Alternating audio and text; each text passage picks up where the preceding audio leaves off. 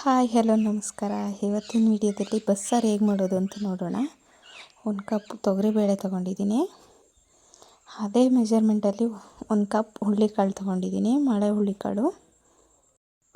ಬೇಳೆ ಮತ್ತು ಹುರುಳಿಕಾಳನ್ನ ನೀಟಾಗಿ ಚೆನ್ನಾಗಿ ತೊಳೆದು ಇಟ್ಕೊಂಡಿದ್ದೀನಿ. ಮತ್ತು 1 ಕಟ್ ಸೊಪ್ಪು ತೊಗೊಂಡಿದ್ದೀನಿ.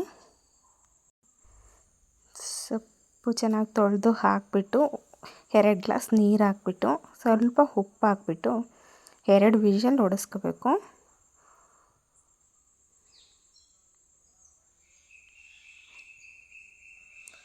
ಈಗ 2 ವಿಷಲ್ ಆಯಿತು. ನೆಕ್ಸ್ಟು ಹಸಿಮೆಣ್ಸಿಕಾಯಿ ಖಾರಕ್ಕೆ ಎಷ್ಟು ಬೇಕೋ ಅಷ್ಟು, ಮತ್ತು ಜೀರಿಗೆ 5ರಿಂದ 6 ಹಸಿಮೆಣ್ಸಿಕಾಯಿ ಹುರಿದಿಟ್ಕೊಂಡಿದ್ದೀನಿ.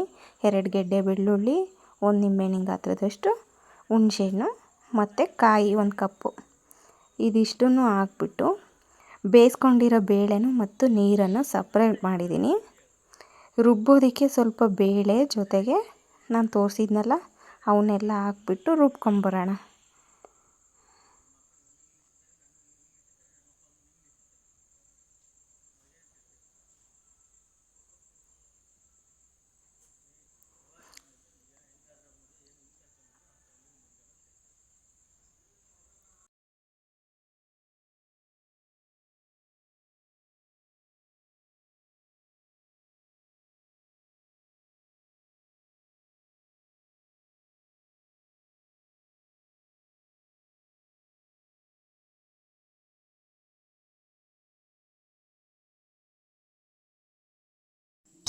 ರುಬ್ಬಿರೋ ಮಸಾಲೆಗೆ ಈ ನೀರು ಬಸ್ತಿದ್ದೀವಿ ಅಲ್ವಾ, ಇದಕ್ಕೆ ಹಾಕ್ಕೊಳ್ಳೋಣ.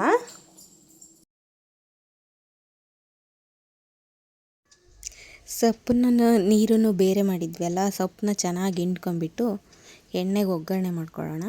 ಎಣ್ಣೆ ಹಾಕಿ ಒಂದೇ ಒಂದು ಹಸಿಮೆಣ್ಸಿಕಾಯಿ ಸಣ್ಣದಾಗಿ ಹೆಚ್ಕೊಂಡು ಒಗ್ಗರಣೆಗೆ ಹಾಕ್ಬಿಟ್ಟು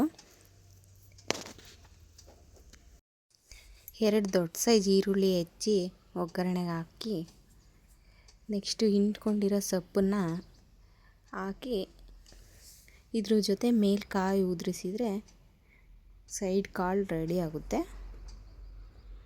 ಚೆನ್ನಾಗಿ ಮಿಕ್ಸ್ ಮಾಡಬೇಕು.